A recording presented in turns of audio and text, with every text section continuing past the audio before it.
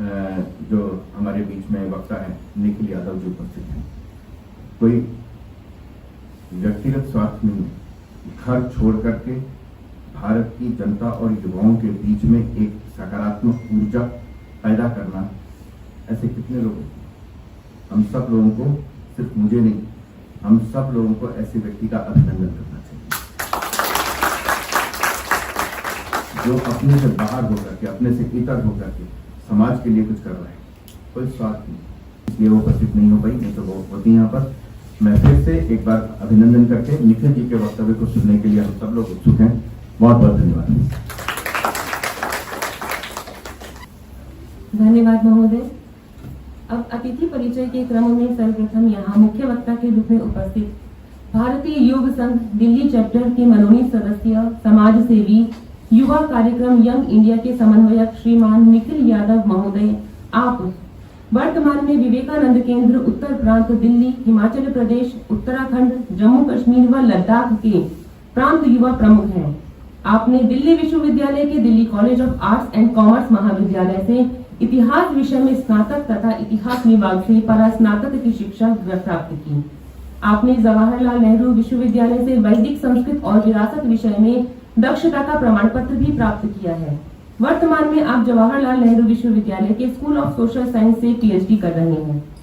आप एक युवा कार्यक्रम यंग इंडिया, जिसका शीर्षक है स्वयं को जाने, इसके समन्वयक हैं। दिल्ली के अनेक शैक्षणिक संस्थानों में यह कार्यक्रम आयोजित किया जाता है।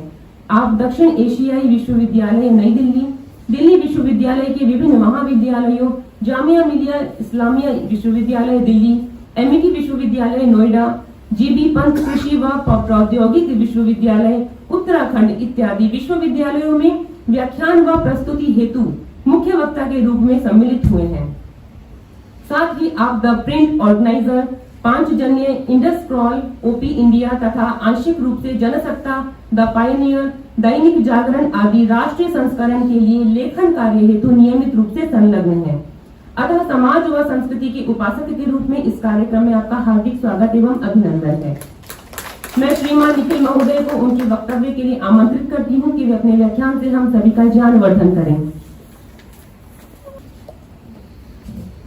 ओम सहना भवतु सहनौ भुनक्तु सह वीर्यं करवावहे तेजस्विनावधीतमस्तु मा विद्विषावहे।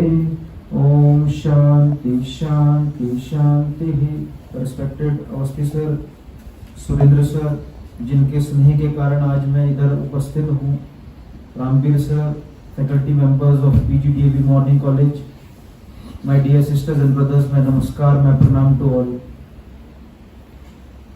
बड़ा विशेष सप्ताह है। राष्ट्र अपनी स्वतंत्रता की, अपनी आजादी के 75 वर्ष मना रहा है। भारत 75 वर्ष मना रहा है। लेकिन जब भारतीय संस्कृति की बात करूंगा तो वो 5000 वर्ष पुरानी है और स्वतंत्रता हम मना रहे हैं 75 वर्ष की।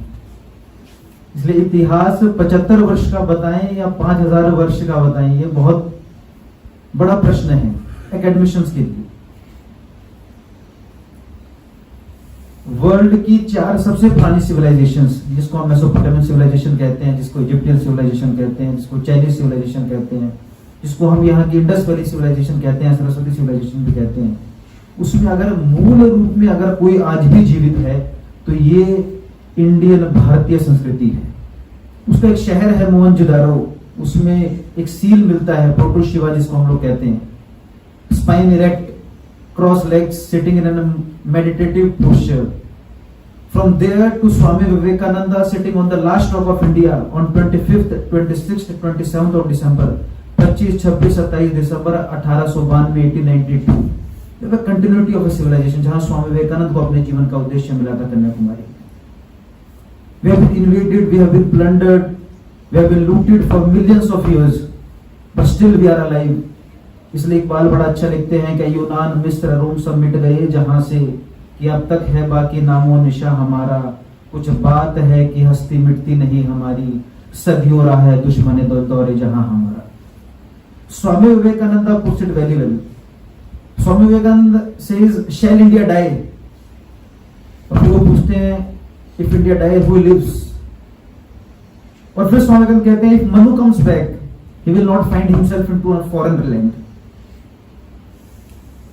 जिन वेदों की हम बात करते हैं, कुछ परिप्रेक्ष्य में उसमें आगे लेके भी आऊंगा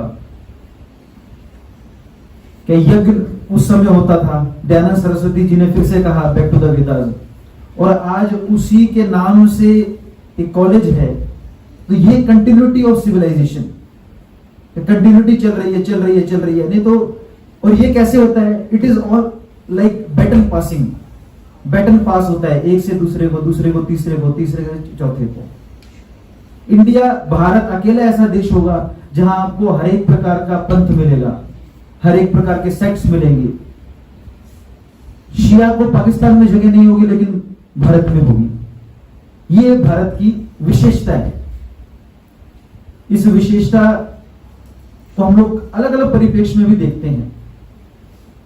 लेकिन मूल रूप से जब हम संस्कृति की बात करते हैं कि संस्कृति क्या है, स्वामी विवेकानंद की एक सबसे बड़ी विशेषता यह थी कि स्वामी विवेकानंद ने जो भी बोला, उन्होंने कभी नहीं कहा कि ये मैं खुद कह रहा हूं। उन्होंने कहा it has come from the Vedas, it has come from the Upanishad, it has come from the Shrimad Bhagavad Gita. कुछ भी मेरा नहीं है, मेरा किसी पे पेटेंट नहीं है। और फिर स्वामी विवेकानंद कहते हैं क्या, strength is what the Upanishads speak to me from every page. It is the one great lesson that I have been taught in my life. Strength, it says, strength of men, be not weak. But are there no human weaknesses? Ask the men. There are, says the Upanishads. But will more weaknesses heal them? Will you try to cure sin with sin?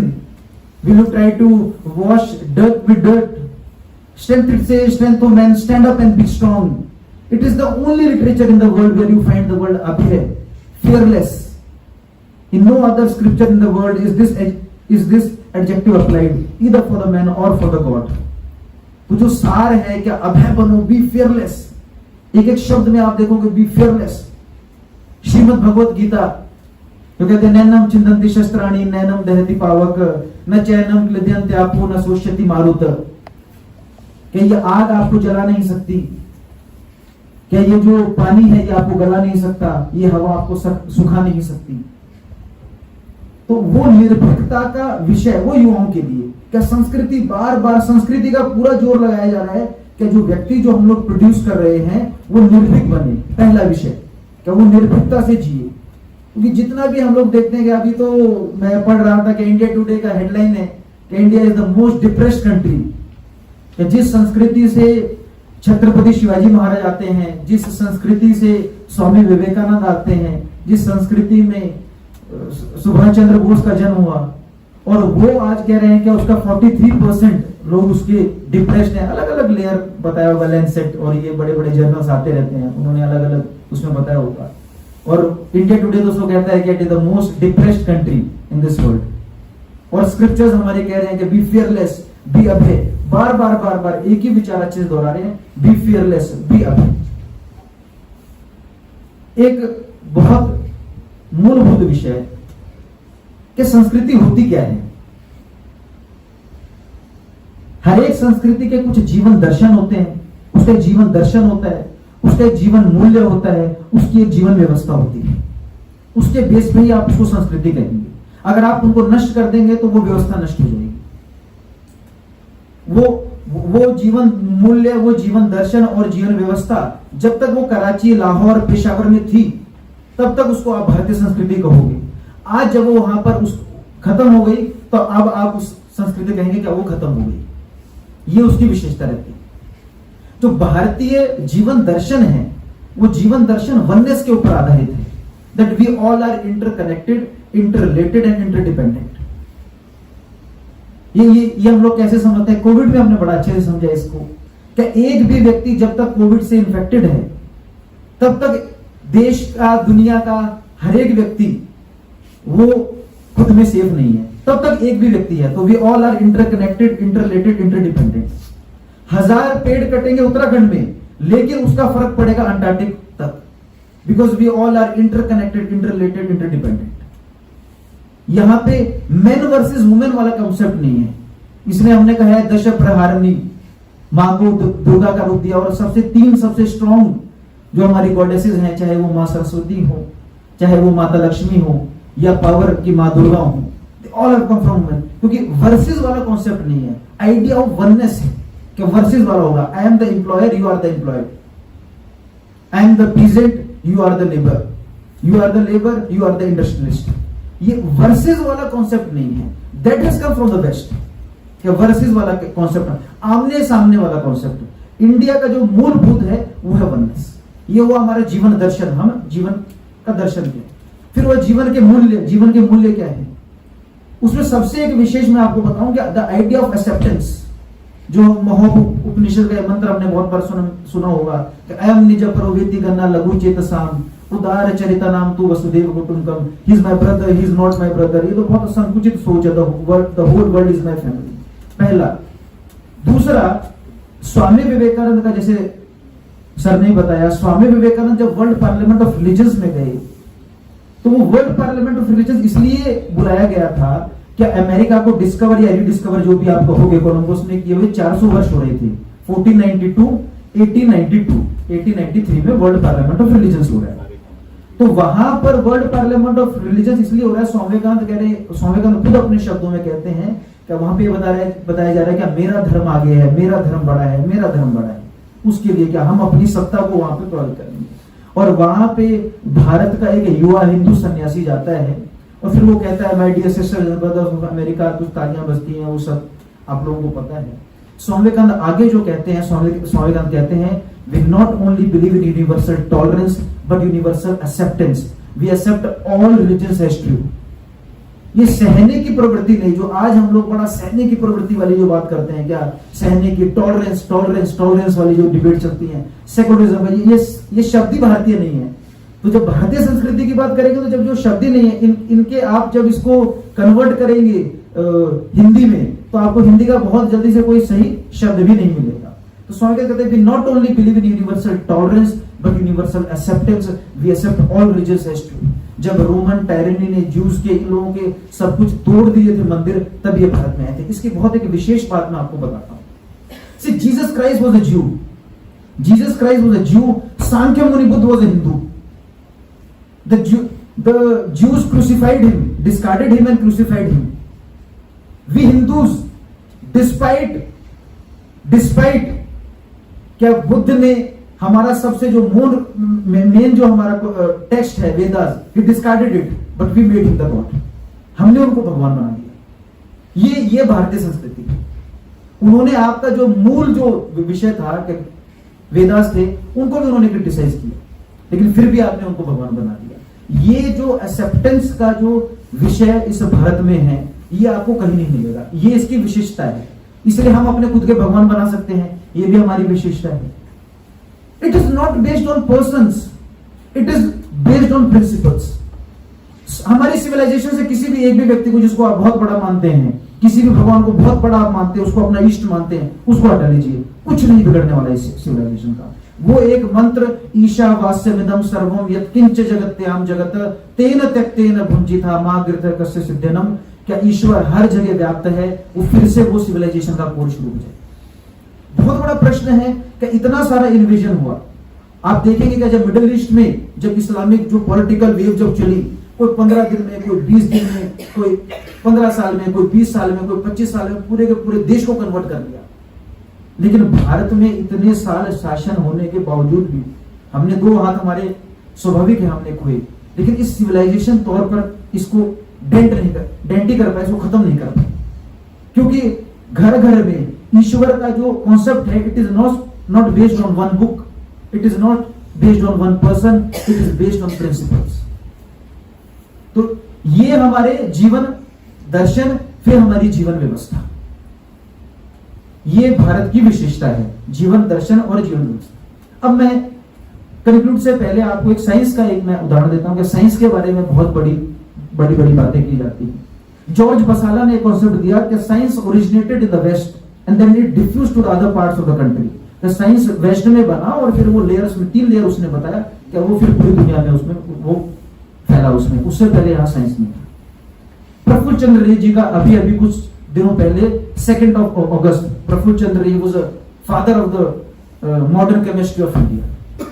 उनकी साधना है कि उन्होंने 5-7 साल साधना करके उन्होंने book निकाली history of Hindu chemistry. दुल्हान university उनको उस समय का जो जिसको हम डीएससी कहते हैं, डीएससी का डिग्री कहता है, that is the last word of chemistry. हम में से कितने केमिस्ट्री के लोगों को ही पता होगा क्या भारत में कोई ऐसी पुस्तक है हिस्ट्री ऑफ हिंदू केमिस्ट्री। फिर उनको वो फ्रेगमेंटेड लगी और कॉम्प्रिहेंसिव काम करने के लिए उन्होंने सेकंड वॉल्यूम निकाली history of Hindu chemistry part 2 1902 में पहले निकली, 1909 में दूसरी पुस्तक निकली। जब फर्स्ट ये एंग्लो मैसूर वॉर हो रहा था 1792 में, तो वहां पे एक व्यक्ति था कंवर जी, वो टीपू सुल्तान की तरफ से लड़ रहा था, उसका नाक काट दिया गया। और जब उसका नाक काटा तो उसका बड़ा मजा लिया गया।